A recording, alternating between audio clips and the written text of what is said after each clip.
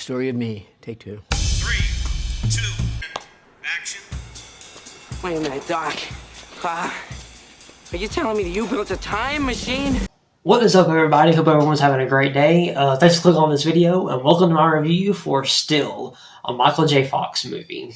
So, Still is a autobiography and documentary about one of the greatest and most entertaining actors there is, and that's Michael J. Fox, who's been in a slew of films, everywhere from Back to the Future trilogy to The Hard Way to Greedy to For Love or Money to The Frighteners.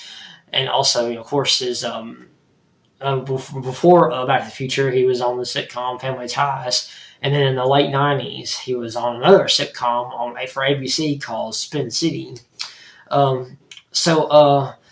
This basically chronicles the life of Michael J. Fox and his rise to stardom, and of course, eventually his diagnosis to Parkinson's, and how that's affected his life and what he's been going through with that. So, I just want to say, I love this movie. I knew that this movie was going to be pretty emotional, and I thought going into it I was going to be, I was going to cry, and I didn't cry, but it was pretty. It gave me the feels, because I've always loved Michael J. Fox ever since I was a kid. Like I said, Back to the Future was one of my all-time favorite movies. And for me, I think it is his best movie he's ever been in. But yeah, I love how I love the fact that this is called Still, because he's always been kind of it's the opposite of him, because if you watch a lot of his movies, he's always very energetic. He's always moving around, whether it be moving in one place or just running. And I thought that was kind of cool how they did that. First of all, I'm just going to say I had nothing negative to say about this. This is like perfect. This is like perfect. And honestly, I'm going to be honest with you guys. I'm not a documentary person. I don't care for documentaries all that much. I watched only one other documentary this year, and that was Living with Chucky. And that's only because I'm a Chucky fan. I love Chucky, and I loved watching that. And that was awesome.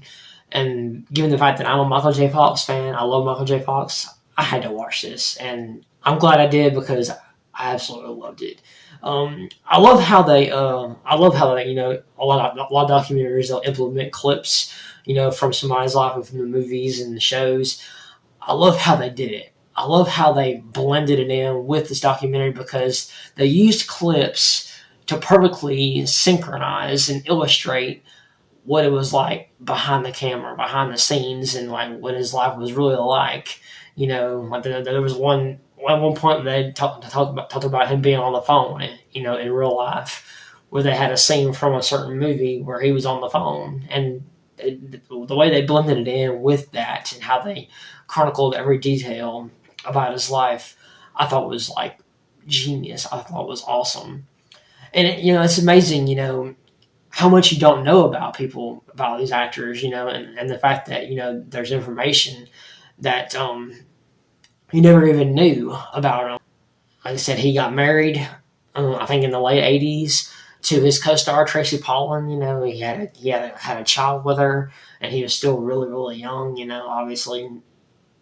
And then I didn't know that. I had no idea that he was diagnosed. I knew he was diagnosed with Parkinson's, because I remember seeing the interview when he first revealed it to the public in '98, but I had no idea that he was actually diagnosed with it in '91. He lived with this thing for about 7 years, kept it secret before he finally decided to, tell everyone about it and make it public. And I'm just like, wow, it's been over 30 years, and he's been struggling with it.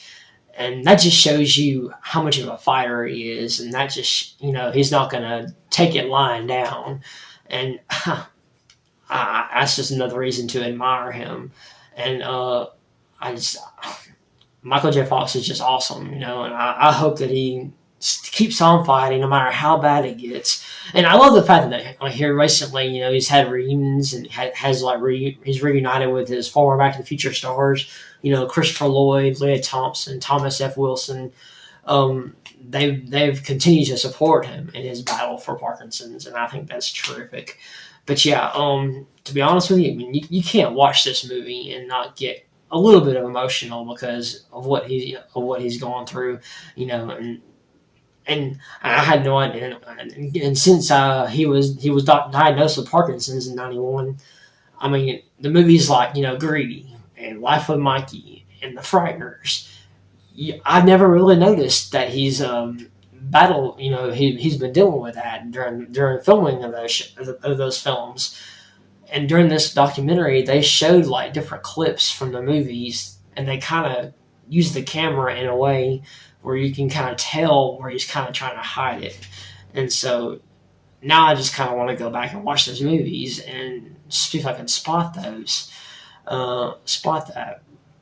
And also, I loved the fact that I loved it when they showed him like behind the scene, like when he was younger, and they showed him like when they filmed this documentary, and they used like stand-ins, and they were really careful, and they used really good. They were really good with the camera to hide the actor's face, the actor's face, who was portraying him, when they're trying to recreate those behind the scenes in between whenever he's like for instance, like whenever he was doing Family Ties and doing Back to the Future, and how and that for about a year or so between filming Family Ties and Back to the Future, man, he was only getting like 1 or 2 hours of sleep. He would spend all day doing Family Ties and then all night filming Back to the Future, and then having to get up and do the same thing all over again. And so yeah, I thought it was awesome, And then and he had no idea that Back to the Future was going to be the success that it was, because he felt like that because of that he didn't do that great. But to his surprise, especially when he tuned in to Siskel and Ebert's at the movies. They had the segment where they were reviewing Back to the Future and how Gene Siskel was praising Back to the Future and how terrific